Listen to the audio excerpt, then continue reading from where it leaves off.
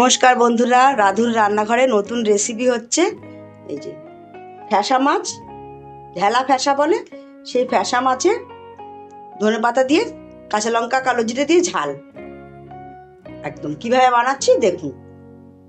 এই যে কড়াইটা বসিয়ে দিয়েছি, এখন কড়াইতে সর্ষের তেল দিয়ে দেবো। তেলটা গরম হতে হতে আমি একবার বলে দিচ্ছি কি কি লাগবে। এই যে ফ্যাসা মাছ, লবণ, হলুদ, কালো জিরে, আর এখানে আছে একটু ধনের গুঁড়ো 1 চামচ, আর অল্প হাফ চামচেরও কম একটু কাশ্মীরি লঙ্কার গুঁড়ো, আর 1 চিমটি চিনি, আর ধনে পাতা, কাঁচা লঙ্কা এখানে, আর এটা হচ্ছে কালো জিরে, এটা মাছ, আর এটা সর্ষের তেল। তেল কড়াইতে দিয়েছি তেল, তেলটা গরম হয়ে গেছে। এবার তেলের মধ্যে কালো জিরেটা দিয়ে দেবো।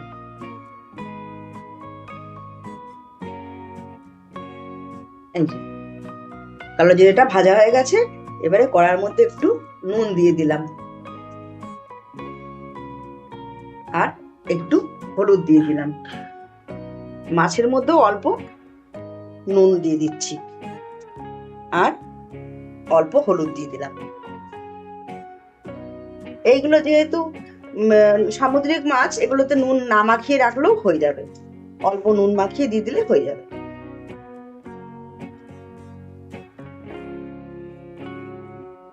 এবারে কড়াইতে মাছগুলো দিয়ে দেবো।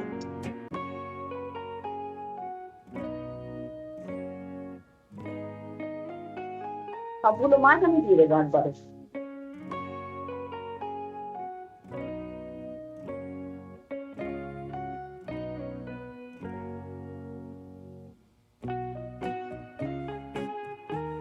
এরকম সাজিয়ে দিয়ে দিলাম, 1 পিঠ ভাজা হয়ে গেছে। এখন মাছগুলো উল্টিয়ে দেবো, পুরো ভালো করে উল্টে দেবো, আস্তে আস্তে করে উল্টে দেবো।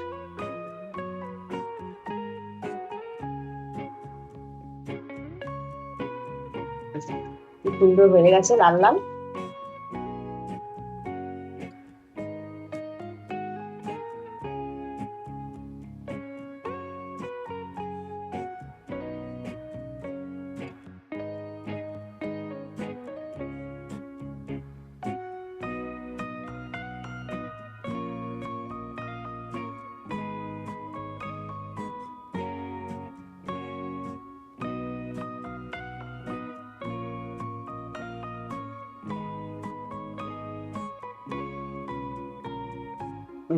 সব মাছগুলো উল্টে দিয়েছি।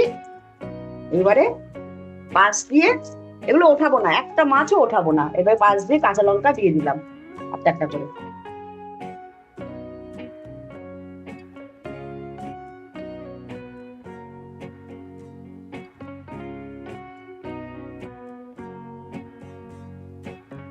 এই যে এই মশলাটা রেখেছিলাম, ধনের গুঁড়ো, কাঁচা লঙ্কা দিয়ে দিয়েছি আগে, একটা চিনি আর কাশ্মীরি রেড চিনি, এগুলো একটু জল দিয়ে মিশিয়ে তারপর দেবো।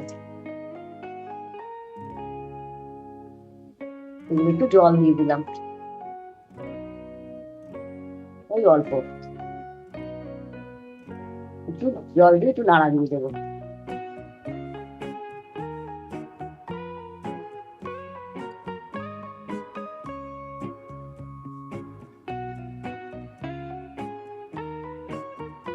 এবারে আমি এটা মাছের মধ্যে দিয়ে দেবো।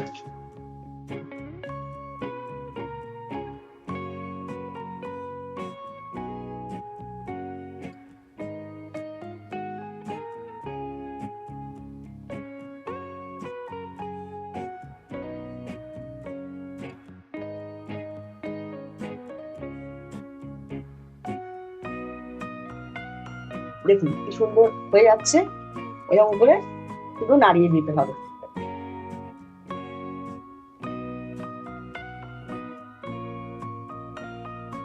আর একটু হলুদও দিয়ে দিলাম, অল্প, আগে তো দিয়েছি, আর একটু লবণ। সবকিছু দেওয়া হয়ে গেল, এটা একটু ভালো করে ভাজা হলো, আর একটু জল দেবো।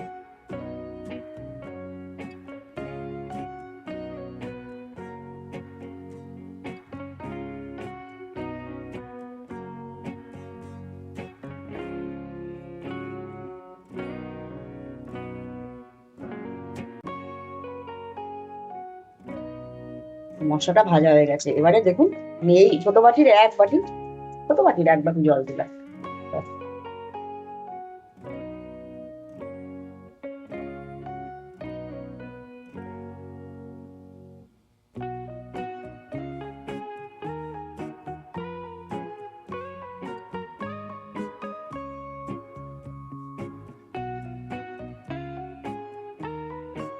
এটা ভালো করে ফুটছে। এবারে উপর থেকে এই ধনে পাতাটাও দিয়ে দেবো।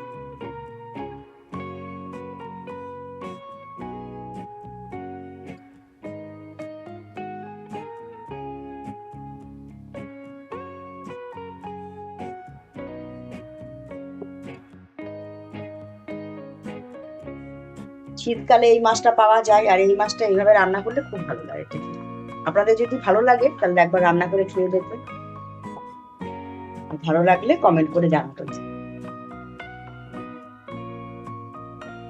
আর যদি অন্য কোনো রান্না দেখতে ইচ্ছে করে, জানতে ইচ্ছে করে, তাহলে কমেন্ট করবেন।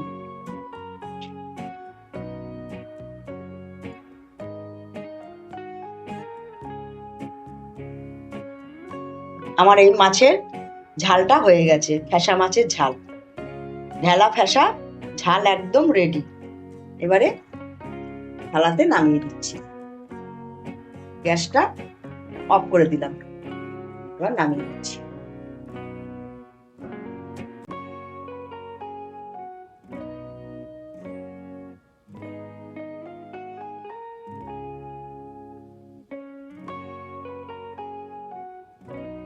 এই দেখুন কি সুন্দর, একদম দারুণ লাগবে শীতকালে এই গরম গরম ধোয়া ওটা মাছের ঝাল আর গরম ভাত খাওয়া হয়ে যাবে, খুব সুন্দর লাগবে।